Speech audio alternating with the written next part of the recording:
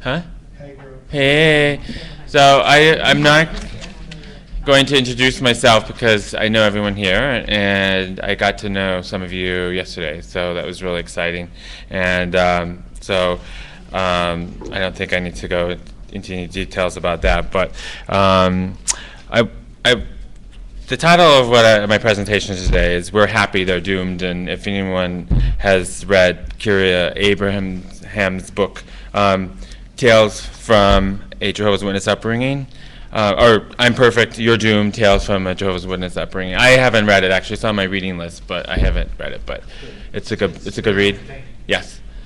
So, but I like that concept because listening to all of you and getting to know you over the past few years. Like I said yesterday, this is my 4th conference, but I know a lot of you.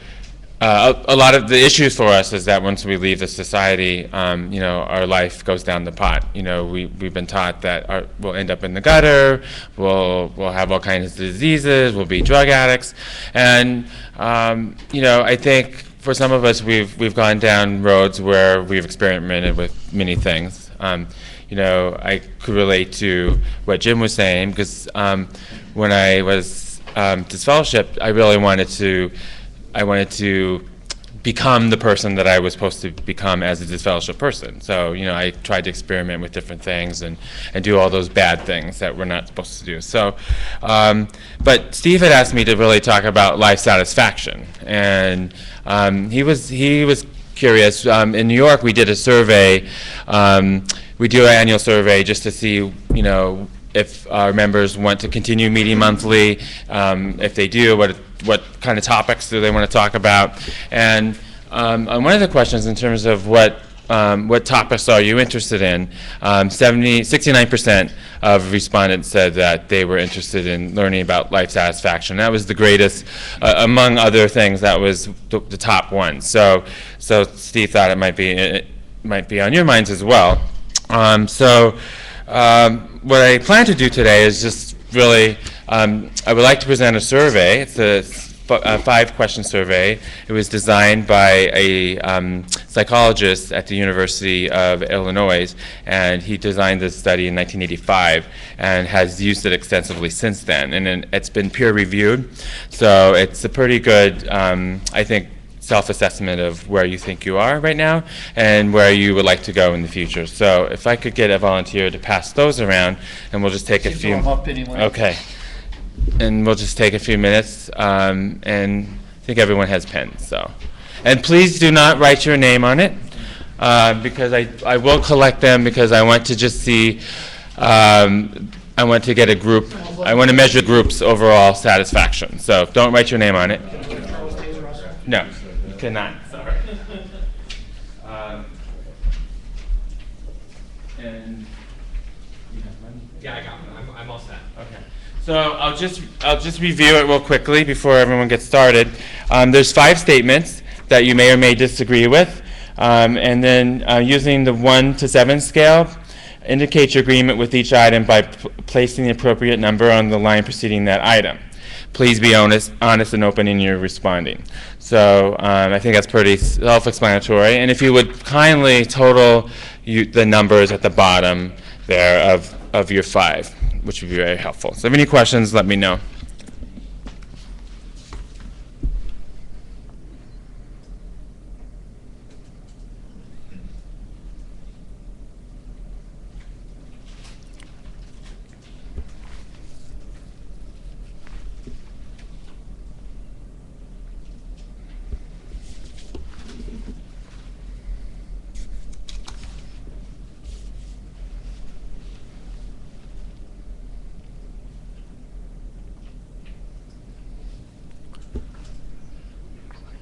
No.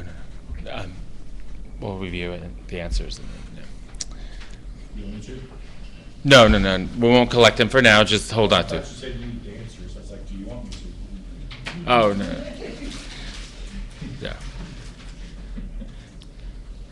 I'm reserving comment right now. So.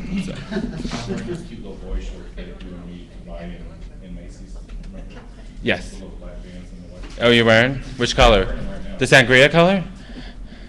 Oh, That was my favorite. Was there two that says Pam on it? Uh-huh. Oh, I'm sorry. Oh, shit, my bad, I'm sorry, I'm not bringing any in all. Thank God I didn't take my pants off. Thanks for sharing. I don't believe you.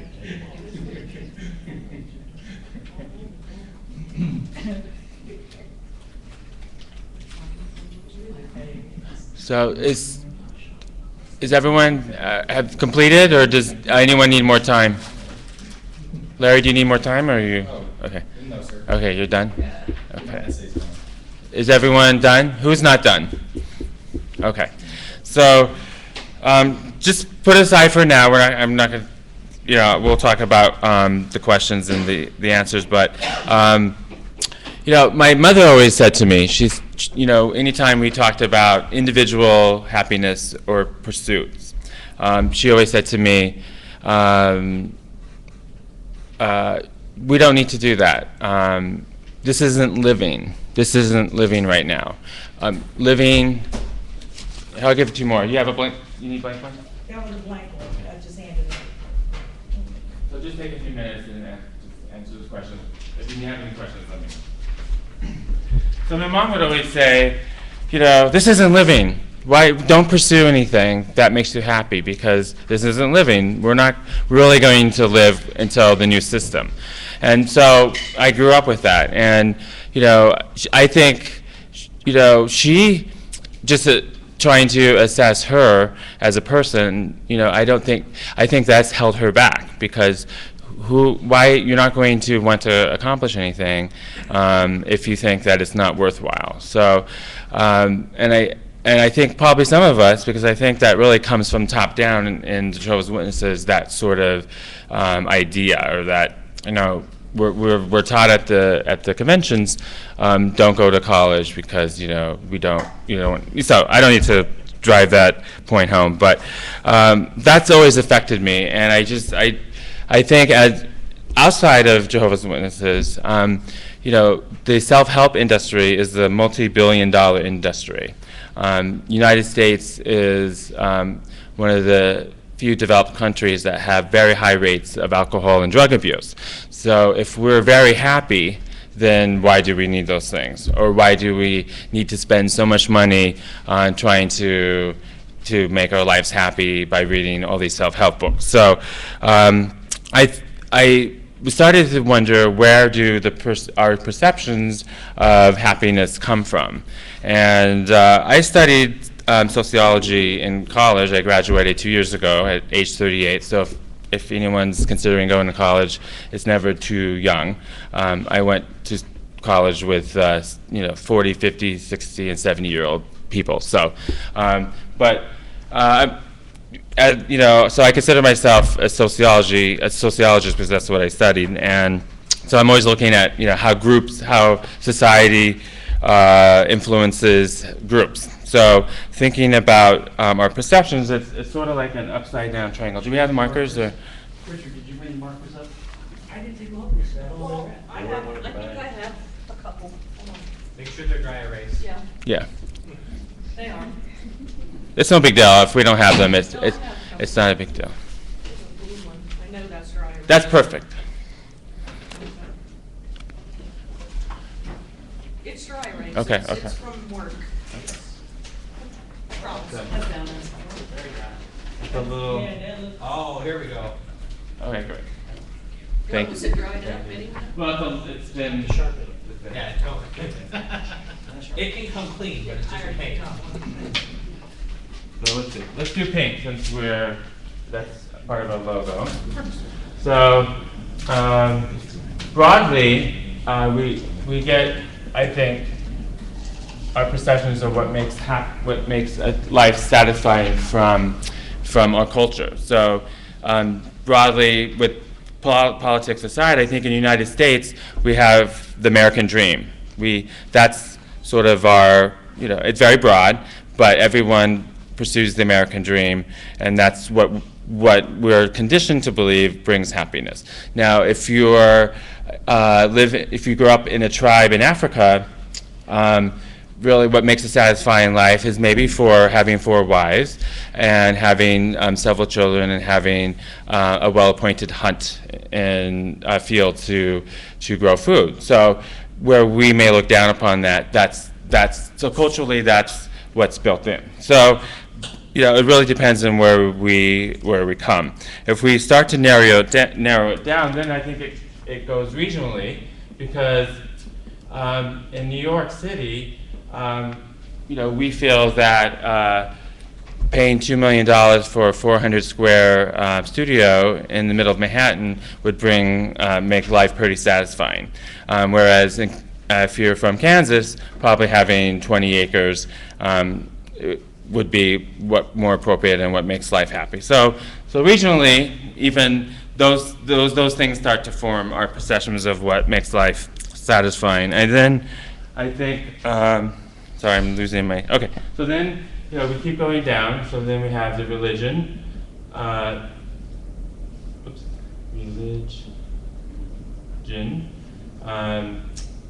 religion and communities.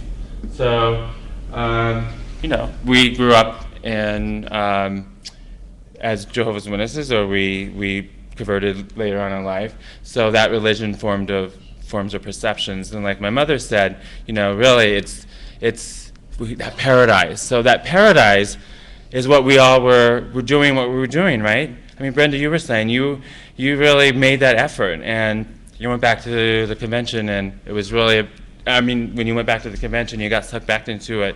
What was your motivation overall? Because at that point, I still had not reached a point where I was at peace with leaving in general, and I felt so much guilt and felt like I had no future, and I was just spinning my wheels, and I thought, well, let me see if I'll be happy if I go back. Right.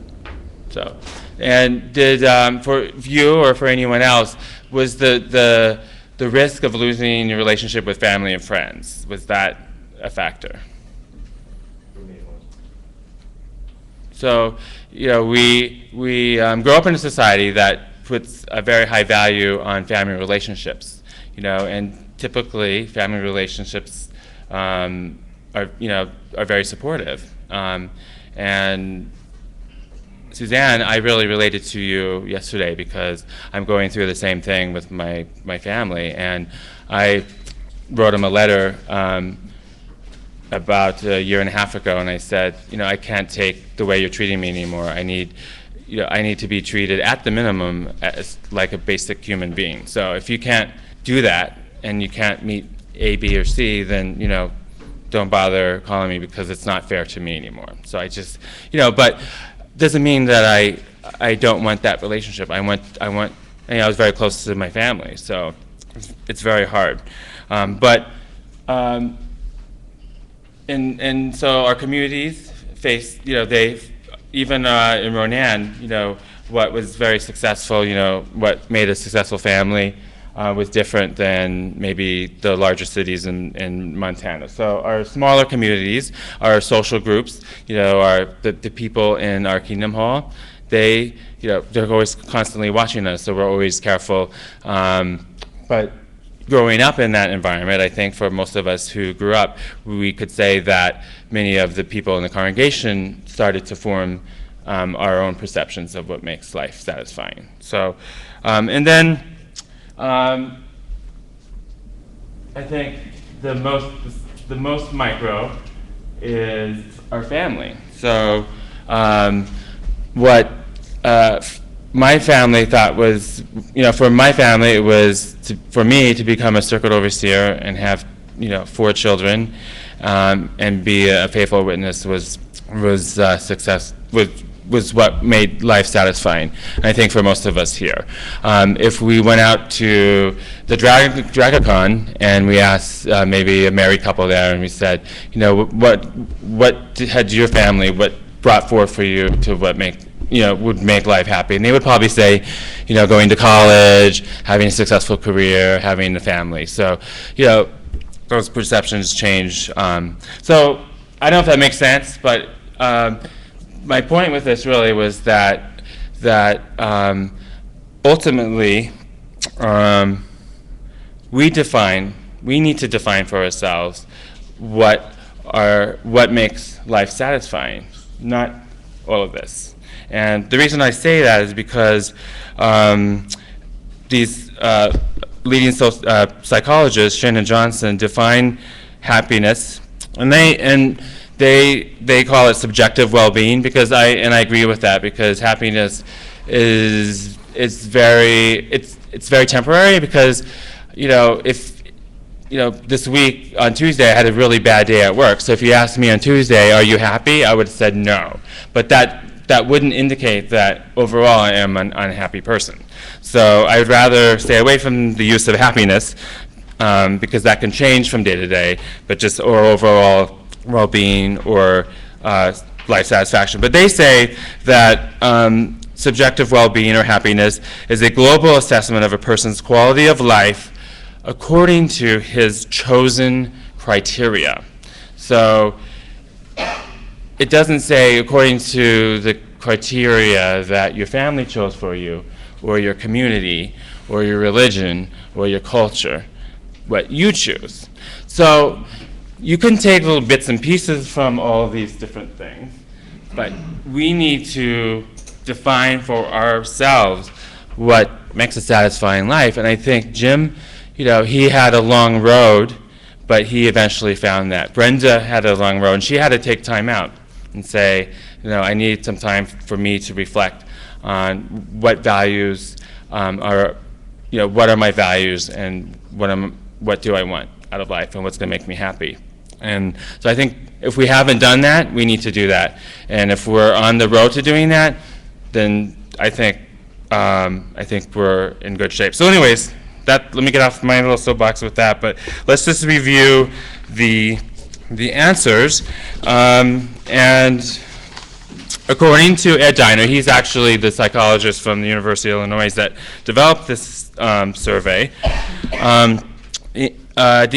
So we don't have to raise hands, but if anyone scored between 30 and 35, please come see me afterwards, because I want to see what makes life so satisfying for you. But typically, the person who had scored in that range from 30 to 35 is very highly satisfied with their life. Things are going well in their career, in their personal lives, in their love lives.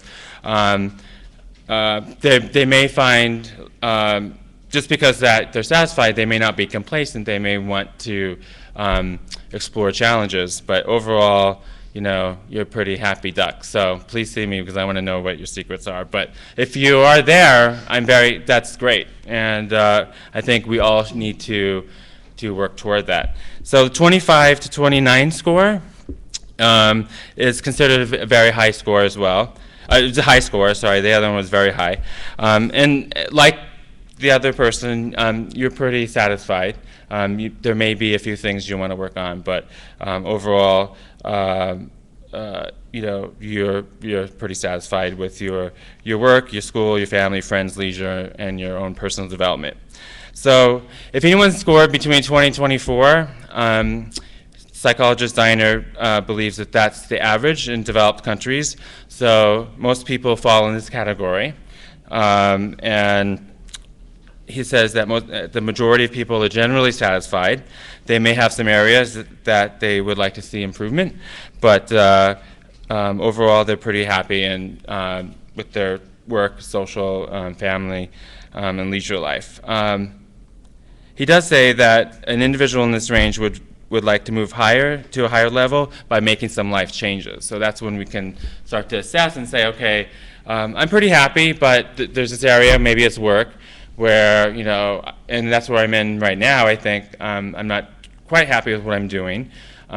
So you can start thinking in what you could do to change that, and then make the steps to do that. And Steve was telling me he had a very unpleasant boss, and he basically told her to shove it and pursued another opportunity. But she was an evil person, it sounded like.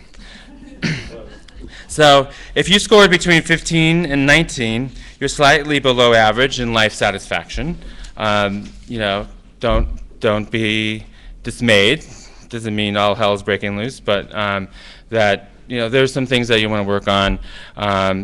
There may be significant problems in several areas of your life, or one or more of areas of your life, but other areas are doing pretty good. People in this category, it may be a temporary thing, it may be a loss of a loved one, so that could be in death, but I think in our case it could be in disfellowshipping or in just coming out as a gay person. So if that's the case, it takes some time to work through that, and most people that are in this range, it's very temporary, and you'll gradually, once you deal with that pain, life will become more satisfying for you. 10 minutes, I think. Okay. People in the 10 to 14 range are dissatisfied.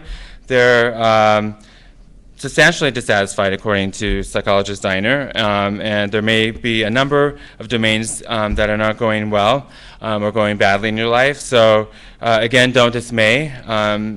There are opportunities to make changes, and there may be opportunities to seek help from others to make those changes. So, please see me or any of the Lanta members if you feel that you're in this category, because we certainly can direct you to resources that can help you.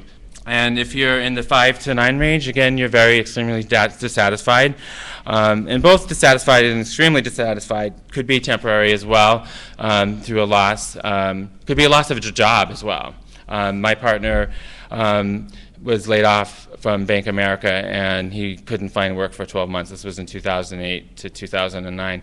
And he was the type of person we all know who's his identity is tied into his job. So it took all I could to just keep him, not to think to a depression, because, if you go in interviews and you just get rejection after rejection, it's very, very hard on your psyche. So this could be where you are right now, but once that improves, then your levels of life satisfaction are increasing. So I hope that was a little helpful. And again, it's not a measure of exactly, but I like this study or this survey because a lot of other surveys looked at like your views on whether you're satisfied with your health or your work, and those things again are very subjective. So this, I think, was just the questions were worded where it's just like just for you to take kind of an overall assessment,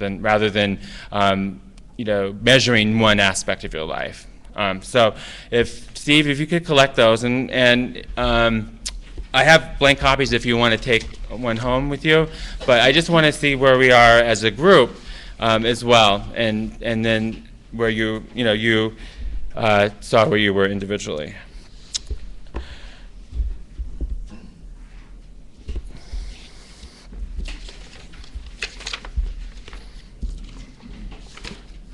So yes, we are. Yes. So Ryan is my wonderful math assistant, and he is going to. He's going to. I have them. He's going to find the average scores, the median score, and the mode, if you can. But the mode is not necessary. Yeah.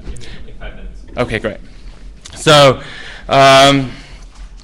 again, so I just want to talk. So Ed and I can give copies of this to anyone, but Professor Diner discussed his survey, and I thought some points were very relevant to our discussion, because he said that life satisfaction, some of the most important components of life satisfaction are our social relationships.